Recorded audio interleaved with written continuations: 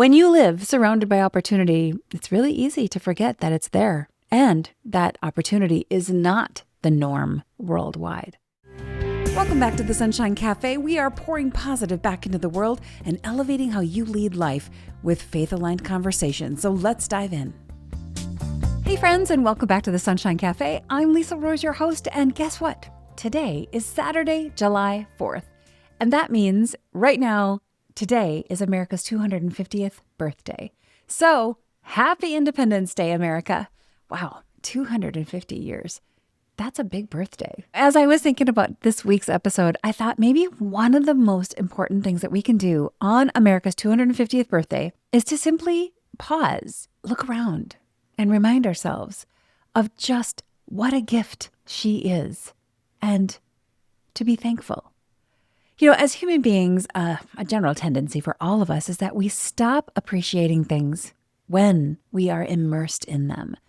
It's maybe like the fish in the water, right? Maybe. I mean, do they ever notice the water they're swimming around in every day? Probably not. And because of that amazing adaptability that our brains have, we forget to actually notice the good things. All of those many gifts and blessings that are actually and always right there become invisible. In fact, we don't really notice or appreciate many of those everyday gifts until something changes and those gifts are either taken away or for some reason no longer available. For example, we're having kind of a heat wave here in Minnesota in the US, and we take air conditioning for granted until that 95-degree day with high humidity comes and the AC unit, the air conditioning unit, decides to stop working. This pattern applies to people as well. We don't really know how much we miss our kids until they go away to camp for a week and suddenly the house feels really quiet. Or we don't realize and appreciate the voice of a loved one until they're gone and we no longer can just pick up the phone and call them to hear their voice. So much of life is like that. We take the many gifts that we have for granted because we are surrounded by them. In America in particular, we are so immersed in the blessings that it becomes the water that we're all swimming around in, which we are all oblivious to until someone from another pond, or perhaps from across the pond, steps in and starts to marvel at the things that we so flippantly call normal.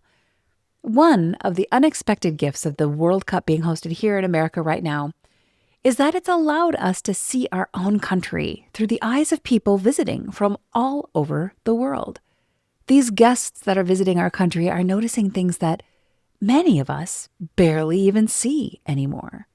They come to America, and in contrast to their own everyday realities, they see the sheer abundance that we get to enjoy every single day. They notice the kindness of strangers. They marvel at the convenience and those creature comforts that, frankly, we are often caught complaining about. Not enough ice, too much ice. Oh, it's got a scratchy tag. These guests are in awe of the sheer size of America and this beautiful space that we get to enjoy. They're struck by the incredible number of things that we get to choose from, whether it be food, clothing, or entertainment. Have you recently paused while you're on that grocery trip or Costco run just to marvel at the abundance of choices we have?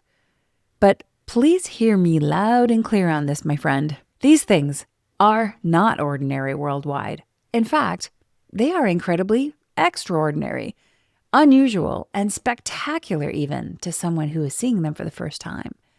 So abundance is really easy for us to get so used to, so much so that we forget that it's even there. And this same pattern applies to the freedoms you and I get to enjoy here as well. It is a gift to live in America, a rare and awesome gift to be an American. When you live surrounded by opportunity, it's really easy to forget that it's there and that opportunity is not the norm worldwide. When you have always been able to speak your mind as a man or as a woman, if you've always been able to worship at church without fear or without persecution, you can work where you want, travel without restrictions. You've always had a voice and the freedom to use it. Voting here is the norm. You're allowed to and even encouraged to dream and to pray to fail, start over, try again. When all of these things are always there, we can really easily forget that they are gifts and they're not automatic. In fact, even the gift that we have to disagree with our leaders is perhaps one of the biggest blessings we have. If you don't agree with leadership in America, well, congratulations. Because of the leadership we have in America, you have the right to disagree with them in this country. And let me tell you, there are plenty of places where that behavior is not tolerated, and even severe punishment would be given for such a disagreement. People across history have lost their lives for just the simple act of expressing their disagreement. But we take that for granted. Our daily freedoms and choices are gifts. They are not guaranteed ever. And while we think of them as free, they are not and were not ever free. Just because it costs you or me nothing doesn't mean that there isn't or wasn't a cost. Everything has a price. Everything has to be paid for by someone somewhere at some point. Truly, nothing is free. The gifts we have in America, although quote unquote free to us in this moment, were already paid for, fought for, prayed for, defended and protected. And then they were passed on to you and me. America is 250 years old. That's maybe roughly 10 generations of people who have lived and sacrificed and farmed the land and built homes and buildings and prayed and failed and repaired and dreamed and then passed that work on to us. Is America perfect? No. But could we make her better? Yes. And that's the point. You and I are holding something so incredibly precious in our hands. Remember this, my friends. It is really easy to point out the flaws of a complex system, but it is so much harder to create a complex system and one that will work for something as complex and varied as people. But that's what our founding fathers did. They initiated the world's greatest social experiment. The experiment was to prove whether free people could govern themselves. Could liberty and law live together? Could we all agree that our rights come not from a king or the government, but that our rights come from the Creator God? Could a nation be built not around bloodlines or royalty, but around principles of truth, virtue, responsibility, and the consent of the governed? I know most Americans know the name John Adams, but for those who don't, or for those who are out of our country, John Adams was one of our founding fathers. He was a lawyer, a statesman, and a fierce advocate for independence. He helped shape the nation and later served as America's first vice president, and then also became our second president. He wrote in a letter to the officers of the 1st Brigade of the 3rd Division of the Militia of Massachusetts. This letter was dated October 11th, 1798. And in that letter, John Adams wrote, avarice, which is a word we don't use that much anymore, but it means greed or an excessive desire for wealth.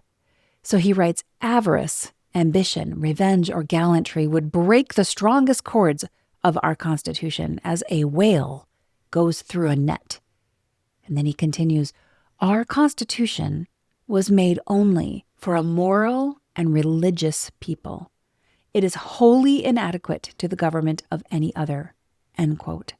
In other words, you cannot govern people with the law when there are people who have zero interest in following the law. America, our beautiful and spectacular America. She's not perfect, but she is precious. She's not above God, but she and all of us are beholden to him. America is a gift, an incredibly beautiful, complicated, enormous, imperfect, yet breathtaking gift. On July 4th, 1776, the Declaration of Independence was adopted, and I have to even remind myself of just how remarkable that act was. Put yourself in their shoes for just a moment. They wanted a voice, which you and I have today. They wanted a chance to vote for the ideas and ideals that really resonated with them, which you and I have today. So our founding fathers essentially looked at their own country, Britain, which was at the time the most powerful empire in the world, and said, Yeah, we think you got it wrong, and there is a higher authority than the king. We believe our rights come from our God and Creator. In fact, we believe that human beings have value because we are all created equal, and we are all endowed by our Creator with certain unalienable rights. Rights that cannot be taken away, cannot be given away, or transferred to anybody else. And we believe government exists to serve the people, not the other way around. Now, at the time, that was a bold stance to take, especially before the complex infrastructure was created or before there was any kind of precedent or history to lean on. But their ideals were grounded in the right place. And, like all things we humans do, these ideals were not lived out perfectly from day one. In fact, we humans are prone to fail and make mistakes, many of them. Sometimes small mistakes and, unfortunately, sometimes really big ones. We are prone to wander, and that is exactly why we need God's grace and grace from each other. But we can remember history so we can learn from it and choose not to repeat those mistakes again. History is an enormously powerful teacher if we're brave enough to look at the truth of it, to defend the truth of it, to own it, to remember it and acknowledge our errors, not ignore them or try to erase them, not pretend they never happened, but actually revisit them often and remember why we want to be better. Gratitude, my friends, is so important.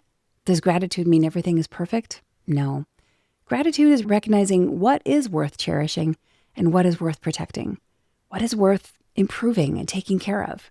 Recognizing what has been handed to you and given to you, seeing the good in what you have, not always focusing on what you don't have. Seeing the gifts around you and the beauty around you, not just the challenges.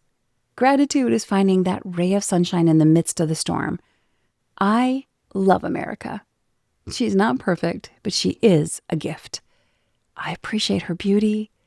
Oh my goodness, the national parks will make you stand in awe at the Creator who sculpted them so majestically. I especially love the unique things that you'll find in the people and the places from every state of our blessed nation. And our nation is so big. In fact, you can get in a car on the Pacific coast, and it will take you roughly a staggering 4 or 5 days just to drive straight all the way through before you're standing on the other side of the country on the Atlantic coast. That's just how vast this country is. And when you have something that precious, you're going to want to take care of it. You'll work hard to take care of it. You'll pick up the trash, even if it's not your own.